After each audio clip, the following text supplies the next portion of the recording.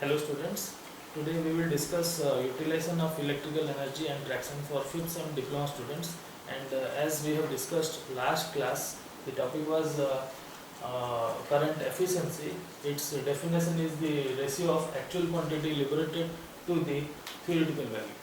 Now this why this value is different, first of all we should know, because whatever may be according to the theoretical value, according to Faraday's law, the value which we have which we have got in theoretical basis is different from what we have obtained in actually. So if we will find the ratio of the actual value to the theoretical value expressed in percentage, will give you some amount. So it will be around 90 to 98% as discussed in last class. Now there are several other terms also which are equally important. So what are the other terms? That is energy efficiency.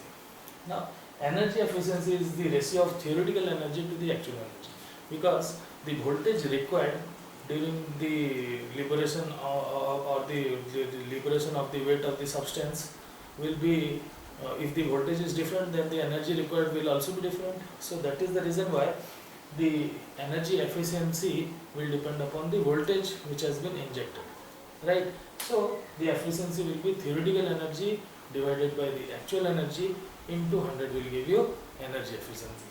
Now coming to electro deposition, students, in the previous classes we have already discussed about electro deposition. So we will read a little bit more about electro deposition. Let us know what is it again. So electro deposition is the deposition of a metal over the surface of another metal or non-metal can be called as electro deposition. So it is very widely used, and the process by which this is done is through electrolysis, right?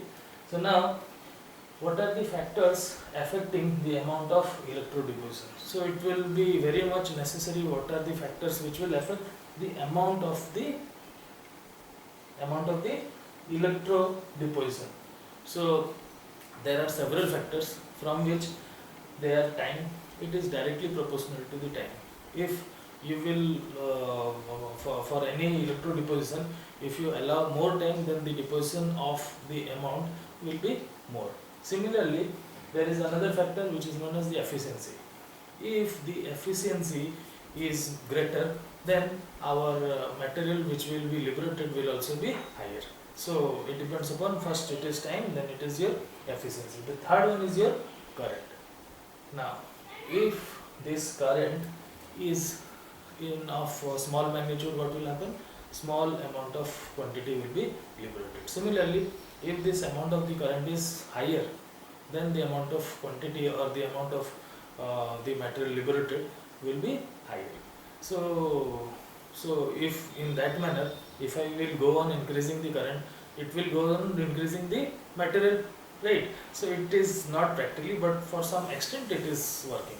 So I mean that suppose we will increase the current from some certain values to higher values, then there will be certain range after which it will stop working that way. And what will happen? We will get some burnt metals. Suppose you are obtaining silver from any electrolyte, and you have started a current from a certain limit, suppose 10 ampere. Then you certainly keep rising the value of this current. And what will happen? The amount of deposition of the metals will get higher as you increase the current. Now suppose I will say it was 10 earlier, now I have increased to 50. It will increase now 51, 52, so it will go on increasing. So what will happen if I increase to 100, 200 or say 500 also? So is it possible that always it will go on increasing? There is some value or it will get saturated.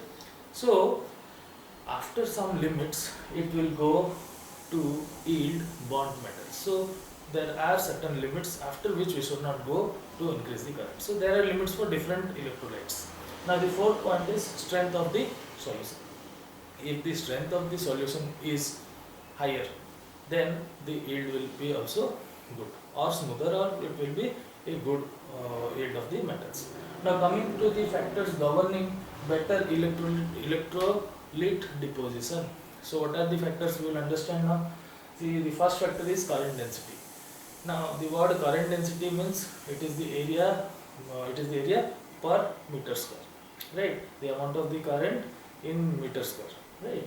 So if the current density is lower, then the extraction or the metal which will be extracted from this method will yield you coarse or crystalline metals, right? What is coarse, what is crystalline? They are crystalline in structures, like salt like structures. They will be not some smoother substance, they will be rather crystalline in nature. Now if the current density is higher, then what will happen? It will yield you uniform metals. That means it will be no longer will be coarse one, it will be fine powder, right? Now the second one, what the factor is electrolytic concentration. Now what is this concentration? If the concentration is higher, okay, if it is more concentrated, the yield will be good or it will be smoother yield. So the concentration should be higher. If low concentrated electrolyte is taken, the yield will not be that much better. So we should go for higher concentrated liquids. Now the fourth one is addition of the temperature, the third one, I'm sorry. So while this temperature also plays a very vital role, because for different metals, for extraction of different metals, we require different temperature. For copper it is 50 degrees centigrade. You can take it nickel, it will be from 55 to 60. So it depends upon the metal which we are extracting. Now fourth one is addition of agents, right? So by addition of agent, they become more refined, right? So without using agents, they will be extracted, but by using agents, they will be more refined ones. So what are some agents? They are alkaline and they can be also sugar. The fifth and the last one, it is the nature of the electrolyte. If the nature of the electrolyte for extraction of a same metal will be different, means suppose I have to extract silver from silver nitrate solution, then the yield will be not smoother, it will be rough in nature.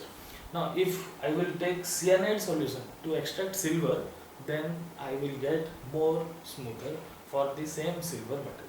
So I think from this video you must have learned about the factors governing about better electro deposition and the terms which are used for your electro deposition and electrolytic process. Thank you.